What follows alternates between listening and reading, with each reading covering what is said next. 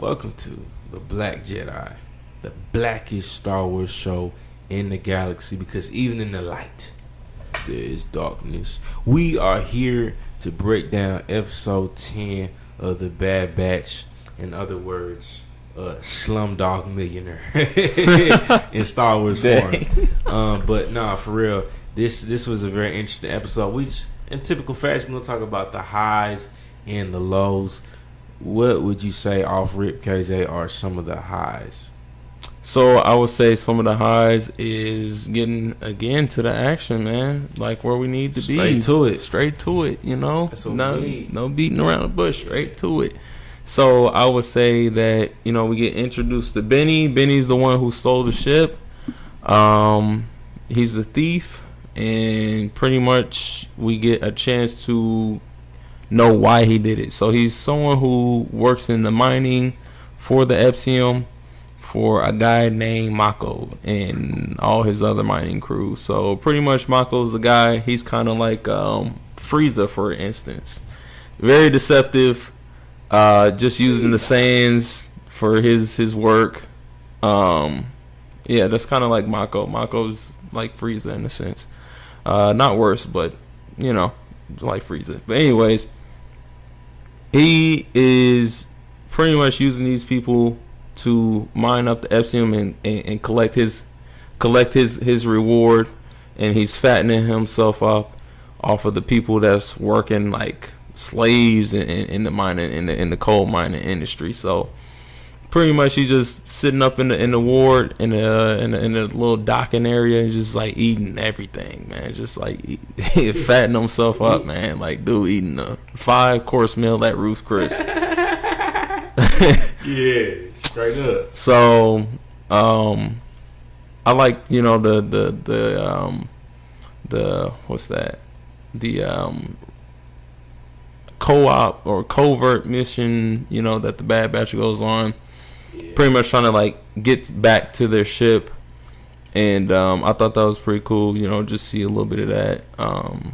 You know, I thought that was okay for the most part. It wasn't like anything crazy, but I thought it was okay for the most part. Then, you know, just seeing the whole I say like small details of like Benny starting to realize like, okay, this guy is like trash. Like this dude is like literally, yeah, he's like manipulating us and like not really putting up the end of his bargain by helping our people out. You know, we supposed to be getting more food, money, etc. And like, you know, Mako's only feeding them like one bowl for everybody to fight over. Took him a while until he said, Drake.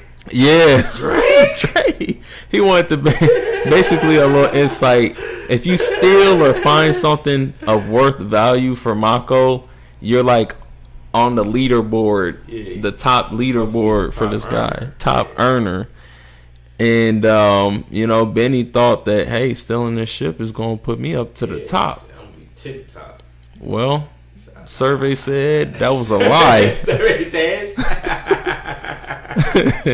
Yeah, that's what Steve Harvey. Yeah, boy got hustle, man. He got hustle. Drake. He like, hold on. Yeah, he like Soldier Boy. He was a Soldier Boy in there, man. He said, what? Drake. He like. And then he had fought over that boat with the mother people. He's like, yeah, this is dead. This is dead. He like, then you know, he tried to trick the Bad Batch, specifically Omega. He got Omega. Omega got. Honestly, she should have known.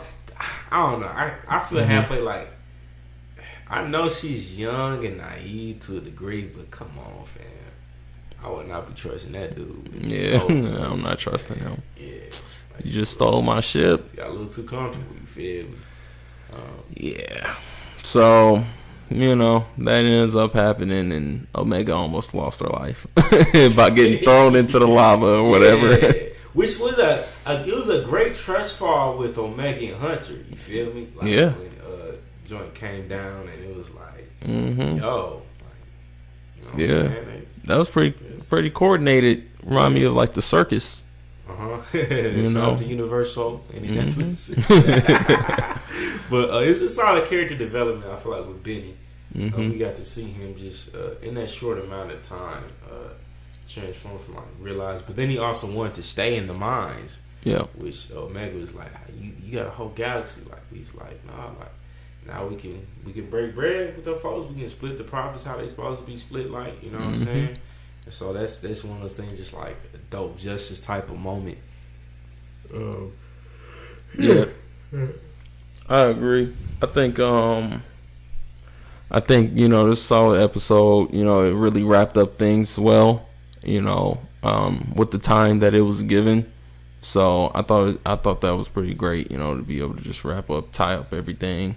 From the previous episode, Benny's character was, pretty funny. I know a lot of people don't like the kid, type of characters, but I thought he was pretty funny. Yeah, he has some jokes. A little funny, little jokes here and there, real mischievous.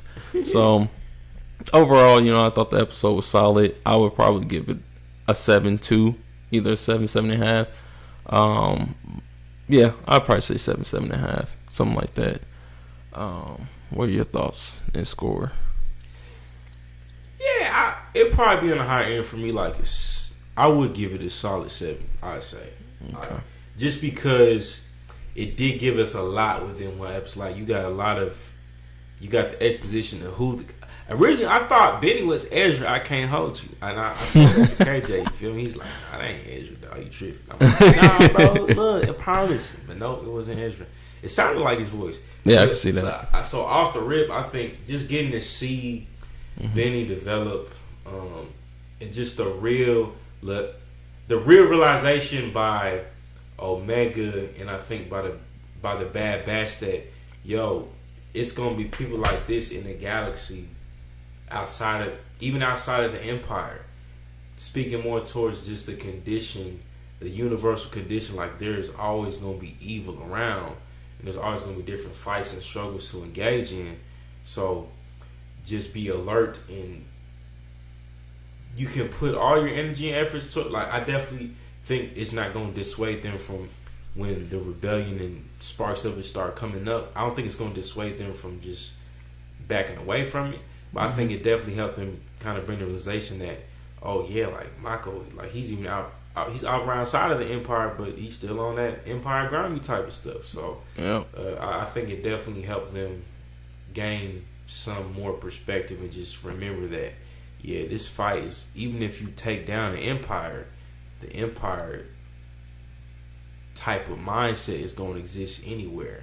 When people try to build their mini empires, like he built a little mini oppressive regime where he's stripping the miners of their profits and literally getting fat out of it. In the back, you feel me? Lucky the Empire didn't find out, because the Empire was going to empire him. Yeah, you know what I'm saying? So that was nice. Okay, we're just going to take that too. Yeah. We're going to take your model, scale it times 5, you know what I'm saying? Spin it to a couple different other systems, and straight, man. I appreciate you, Marco. All right.